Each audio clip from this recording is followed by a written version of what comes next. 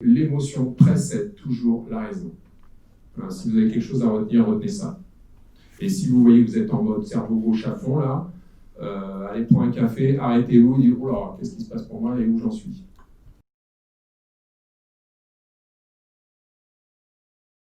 On est dans le monde de l'intelligence émotionnelle avec ce que je viens de vous partager. Vous avez vu, contact au corps, écoutez ce qui se passe à l'intérieur. Donc l'intelligence émotionnelle, dans sa première partie de définition, c'est écouter et identifier vos émotions, sentiments ou sensations corporelles, les sens. Comprendre et analyser votre processus émotionnel. Donc ça, je ne sais pas pour vous, mais moi je ne l'ai pas appris à l'école. J'ai fait un MBA, je n'ai pas appris un MBA. Je l'ai appris très tardivement, j'avais 52 ans, ça a été une révélation. Et je n'ai pas compris pourquoi on ne m'avait pas appris ça à la maternelle. C'est le b.a.-ba de comment ça fonctionne à l'intérieur de ma tête. Mettre en œuvre une régulation de nos états émotionnels. Donc l'idée n'est pas de contrôler l'émotion, d'éviter qu'elle surgisse. Pour ceux qui réussissent, je les interviewe, il y a une caméra, on vous prend, vous allez être mondialement connu.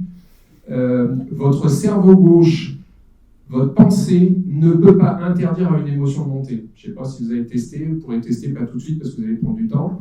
Et, essayez. La pensée ne peut pas dire à une émotion ne monte pas. Quand la tristesse elle monte, elle est là. Quand la joie elle sort, elle est là. Quand le stress monte, il est là. Et vous allez vous dire ben non, ne stresse pas, voyons, t'as l'habitude, ça fait 15 fois que tu fais des conférences, sois détendu, mais j'arrive, je suis stressé. Mon cerveau émotionnel, il n'écoute pas mon cerveau rationnel. C'est pas possible. Par contre, l'inverse est vrai. Mon émotionnel, c'est ce que je venais de vous dire, peut bloquer mon intelligence rationnelle.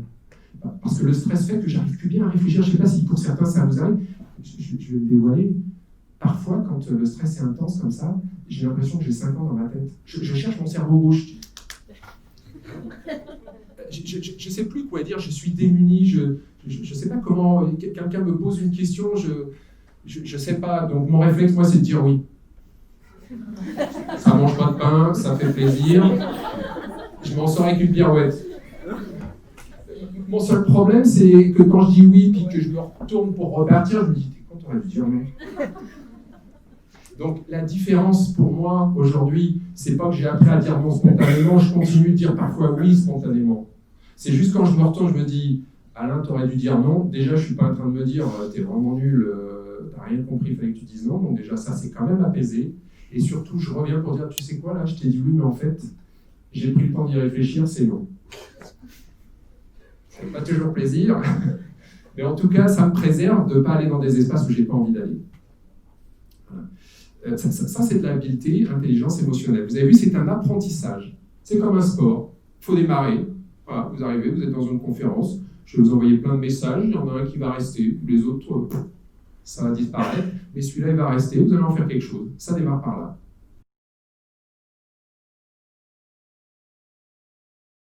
On est tous différents face à l'émotion. On est tous différents face à l'émotion parce qu'il y a déjà une question de culture. La culture française, les études qu'on a suivies avec nos cursus scientifiques, mais même s'ils ne sont pas scientifiques, sont surtout des cursus très rationnels. On privilégie ce que je vous ai dit tout à l'heure, la logique, donc le cerveau gauche. On ne vient pas contacter les questions du cerveau droit et de l'émotion et du savoir-être. Donc on est déjà tous culturellement matissé par rapport à l'intelligence émotionnelle. Puis pour certains, je ne sais pas si certains ont des origines latino, par exemple, l'émotion, par contre, c'est pas tabou, quoi. Enfin, ça sort, ça s'exprime, c'est normal. S'il n'y a pas d'émotion, même, c'est inquiétant. Hein. Donc déjà, culturellement même, déjà, de par votre origine, du pays d'origine, de la culture de votre famille, de comment étaient vos parents, de quelles études vous avez suivies, déjà, il y a une forte tendance par rapport à votre relation à l'émotion et votre capacité de contacter et d'en parler. Et puis, l'autre chose qu'on va juste regarder un petit peu, c'est la question des croyances et la question des intelligences. Je voudrais juste faire un tout petit zoom là-dessus. Il faut juste que je récupère le pass que j'ai réussi à égarer sur 3 tables. Voilà. Tac. En fait, il y a quand même des croyances à abandonner, puis ça s'abandonne pas comme ça en sortant de la salle, on a mis une poubelle, prenez vos croyances, puis symboliquement vous les déposez dans la poubelle, puis vous allez voir, quand vous arrivez dans l'atelier, vous allez tous libérer. Ça va être génial. Non, ça ne marche pas comme ça, il faut un peu travailler dessus. Au niveau des croyances à abandonner, c'est Humaniser l'entreprise, c'est le monde des bisounours. C'est quelque chose qu'on entend beaucoup. Oui, mais vous, écoute, intelligence émotionnelle, comprenez, nous, on a quand même des objectifs stratégiques, on est une entreprise du CAC 40, ça rigole pas, quoi. C'est sérieux. Donc, vos histoires d'émotions, c'est bien, mais ici, c'est quand même sérieux. Hein. Sauf que le domaine de l'émotion, ça ne veut pas dire que tu es charmant, qu'est-ce que je t'apprécie, tout ça. Le domaine de l'émotion, c'est aussi pouvoir dire, maintenant, stop. Avec ton truc, là, c'est plus possible pour moi. Ça, c'est le domaine de l'émotion aussi. Hein. Donc, c'est pas le domaine de bisounours. En tout cas, pas de ce qu'on en a exploré. Une deuxième croyance, ça peut être émotions et sentiments relèvent de la sphère privée. On entend beaucoup ça, mais vous nous demandez de partager notre vécu, mais je suis au travail. Je ne sais pas, là, vous tous, autant que vous êtes, vous vivez quand même des émotions et des sentiments au travail, là. Allez, levez la main ceux qui vivent des émotions et des sentiments au travail. Ouais, c'est ça, ouais. Il y en a 2 là qui ne vivent pas. Bon. Je veux bien vous interviewer. On en vit tous les jours, donc le mettre de côté, c'est mettre une partie de notre réalité de côté, quoi. Autre petite croyance, si je fais confiance à l'autre et que je m'ouvre, il va en profiter. Parce que l'autre est sourd. Moi, je ne sais pas si vous avez remarqué avec vos collègues, là. Faites attention, ils peuvent être sournois. Donc, vaut mieux pas trop en dire. Ça peut se retourner contre moi. Par contre, peut-être quelque chose un peu plus dérangeant, effectivement, c'est quand il y a un lien hiérarchique. Alors, le partager, le dire, ça peut être exposant. Qu'est-ce que l'entreprise va penser de moi ? Est-ce que ça ne va pas se retourner contre moi ? Et là, ça vient toucher la question de la culture de votre entreprise. Qu'est-ce qu'elle véhicule ? Est-ce que vous sentez qu'il y a une ouverture à le partager ? Est-ce que si vous êtes trop dans exprimer de l'émotion, on va finir par dire « Oh, attends, elle est un peu trop intense, on va la mettre un peu de côté parce qu'elle monte un peu trop en pression. » Non, ce n'est pas qu'elle monte trop en pression. C'est qu'elle est un indicateur précoce qui a un sacré problème.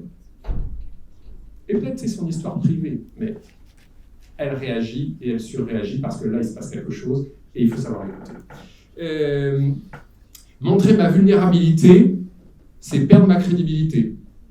J'ai cru très longtemps. Bon, la réalité est autre, mais il faut oser le faire. Et c'est sûr que dans un milieu culturel où on n'est pas habitué, où ce n'est pas nécessairement compris, c'est pas si évident, je veux bien vous l'accorder. Une dernière, et donc la vulnérabilité égale une faiblesse. Si je suis dans mon émotion, en plus, je suis je ne sais pas ce qui se passe, arrêtez. Alors, c'est pas une question de genre, de femme et d'homme, mais enfin, en tant qu'homme, j'ai été éduqué comme ça. C'est si je montre mes émotions, ma sensibilité, tout ça, c'est que je suis pas un homme fort, quoi. Hein. Donc, moi, j'aime bien être un homme fort, donc je vais pas montrer ma sensibilité. Donc, c'est aussi vrai pour les femmes d'ailleurs. Hein. Aujourd'hui, pour les hommes, j'en fais pas une question de genre. C'est une croyance qu'on doit absolument travailler à abandonner. Puis une dernière, c'est l'autre est responsable de ce que je vis, c'est-à-dire si je suis en colère, c'est parce que l'autre il abuse. Mon émotion n'est pas associée à l'autre. C'est l'impact que l'attitude de l'autre a sur moi qui génère une émotion. Je suis responsable de mon émotion. Je suis responsable de mes vécus. Ça peut paraître déstabilisant, surtout dans des situations de tension forte dans le projet, où il y a des responsabilités partagées entre l'équipe projet, la hiérarchie et l'entreprise qui ne donne pas nécessairement tous les moyens, qui met la pression dans la durée. Alors, du coup, on a du mal à départager la question de la responsabilité si vous n'êtes pas bien au travail. Mais, in fine, même si votre entreprise a une responsabilité de ne pas vous avoir mis les conditions de travail suffisantes pour préserver votre équilibre, in fine, vous êtes quand même responsable de votre vécu aussi. Et qu'est-ce qui fait qu'à un moment donné, vous ne décrochez pas ? Moi, quand je n'ai pas décroché du travail, c'était pour une raison simple, c'est j'avais peur de ne pas retrouver du travail ailleurs, j'avais l'impression que le monde allait s'écrouler, et puis je banalisais, puis je faisais plein de choses qui fait que je restais dans des situations qui pouvaient me faire mal. Et vous avez une responsabilité sur votre vécu intérieur. Je vous l'ai dit, on n'est pas tous égaux face à l'émotion. Et de par votre histoire de vie, de par vos expériences de vie, vous privilégiez l'usage d'une intelligence ou de deux intelligences, et il y en a une troisième qui est plutôt en friche.